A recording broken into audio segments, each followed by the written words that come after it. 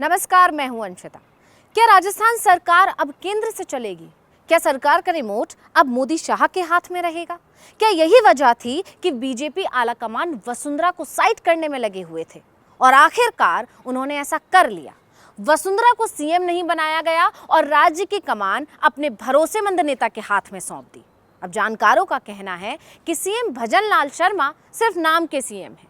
असल में सारे फैसले तो मोदी और शाह ही ले रहे हैं। यही वजह है कि अभी तक ये तय नहीं हो पाया है कि मंत्रिमंडल में किसे रखना है और किसे नहीं। तो 3 दिसंबर को राज्य के नतीजे आए और इसके बाद राजस्थान का सीएम चुनने में आलाकमान को पूरे 10 दिन का समय लग गया, क्योंकि वहां भी पेच फंसा हुआ था। बीजेपी वसुंधरा को किसी भी कीमत पर सीएम नहीं बनाना चाहती थी। आखिर इसकी वजह क्या है? क्यों मोदी और शाह को वसुंधरा से इतनी दिक्कत है, ये आगे बताएंगे। लेकिन फिलहाल बात मंत्रिमंडल की करते तो मामला ये है कि वसुंधरा राजे को तो सीएम नहीं बनाया गया, लेकिन अब पेच मंत्रिमंडल में फंस गया है। मोदी शाह के सामने सवाल ये खड़ा हो गया है कि वसुंधरा के समर्थकों को मंत्रिमंडल में जगह दी जाए या नहीं दी जाए। तो मिली जानकारी के मुताबिक जानकारों का दावा है कि मंत्रिमंडल को लेकर फाइनल लिस्ट तैयार कर ली गई है। मंत्रिमंडल में 25 से 27 विधायकों को जगह दी जा सकती है। लेकिन मामला यही फंसा हुआ है कि मंत्रिमंडल में वसुंधरा राजे के समर्थक विधायकों को जगह दी जाए या नहीं। राजनीति के जानकारों की माने तो देश में कुछ महीनों बाद लोकसभा चुनाव होने हैं।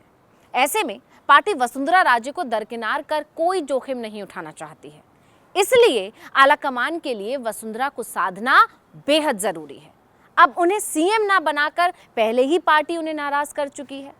ऐसे में अगर उनके समर्थकों को भी मंत्रिमंडल में जगह नहीं दी तो मुश्किल ज्यादा बढ़ सकती है। इसलिए पार्टी जातीय और क्षेत्र के समीकरणों के आधार पर राजे समर्थक विधायकों को मंत्रिमंडल में जगह दे सकती है, जिससे लोकसभा चुनाव में उन जातियों को साध सके। यही नहीं, पार्टी चाहती है कि वसुंधरा लोकसभा में सक्रिय होकर भूमिका निभाएं। पार्टी के राष्ट्रीय स्तर के बड़े नेताओं का भी मानना है कि वसुंधरा राजे को पूरी तरह साइडलाइन नहीं किया जा सकता। उन्हें मुख्यमंत्री नहीं बनाया, ये अलग बात हो सकती है, लेकिन उनके समर्थक नेता जो वरिष्ठ और अनुभवी हैं, उन्हें मंत्रिमंडल में मौका दिया जाना चाहिए। जबकि प्रदेश के नेताओं का एक गुट चाहता है कि वसुंधरा राजे को पूरी तरह दरकिनार कर दिया जाए।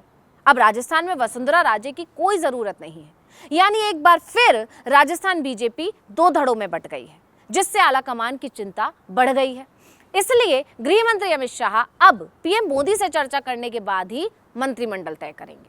खैर, वसुंधरा के समर्थकों को मंत्रिमंडल में जगह मिलेगी या नहीं, ये तो जल्द ही साफ हो जाएगा। लेकिन मुद्दा ये है कि राजस्थान सरकार के मंत्रिमंडल में कौन होगा, ये मोदी शाह तय करेंगे। ये सोचने वाली बात है। जब तक उनकी मोहर नहीं लगेगी, मंत्रिमंडल तय नहीं होगा।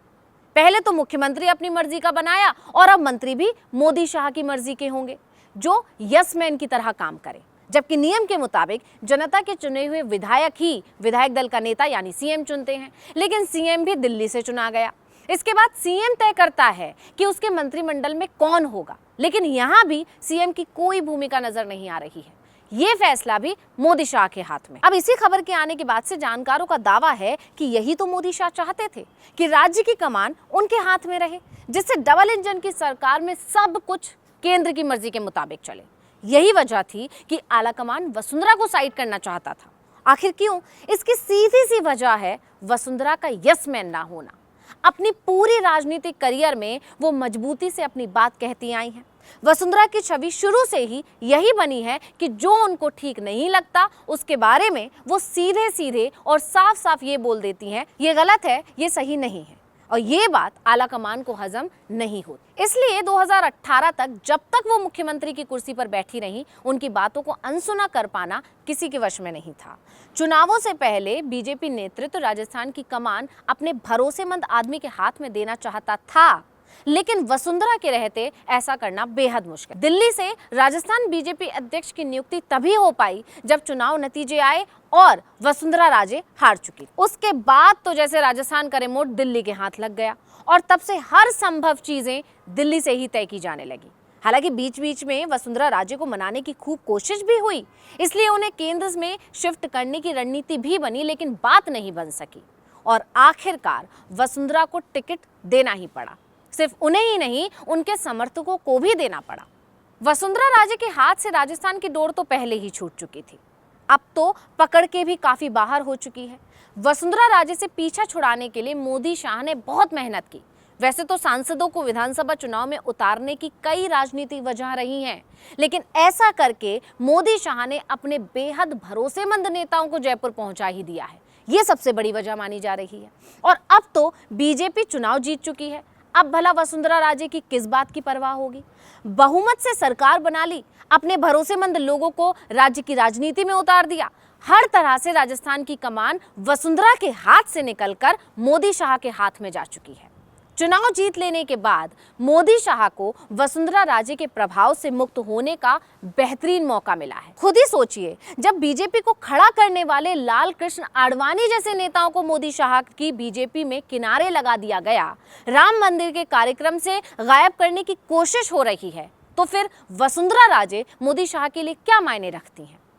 इसलिए जानकार दावा कर रहे हैं कि अगर मंत्रिमंडल में वसुंधरा के समर्थकों को जगह दी भी गई तो इसकी प्रमुख वजह राज्य में विरोधाभास को पूरी तरह खत्म करना और जातियों को साधना हो सकता है, वसुंधरा को साधना नहीं।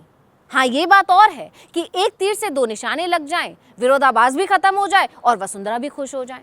खैर, जो भी हो, एक बात साफ है कि राजस्थान सरकार अब दिल्ली से चलेगी, जो वसुंधरा के रहते मुमकिन नहीं था। इसलिए वो आलाकमान की आंख की किरकिरी बनी हुई थी। तो इस वीडियो में इतना ही। आपसे अनुरोध है, यूट्यूब पर हमारे चैनल आर्टिकल 19 इंडिया को सब्सक्राइब कीजिए, फेसबुक पर लाइक कीजिए, कमेंट करके बताइए आपको हमारा ये वीडियो कैसा लगा। आने वाले दिनों में हम और किन मुद्दों पर वीडियो बनाएं, ये भी जरूर बताइएगा। ट्विटर हैंडल है article19_India, इसे भी फॉलो कर लीजिए। नमस्कार।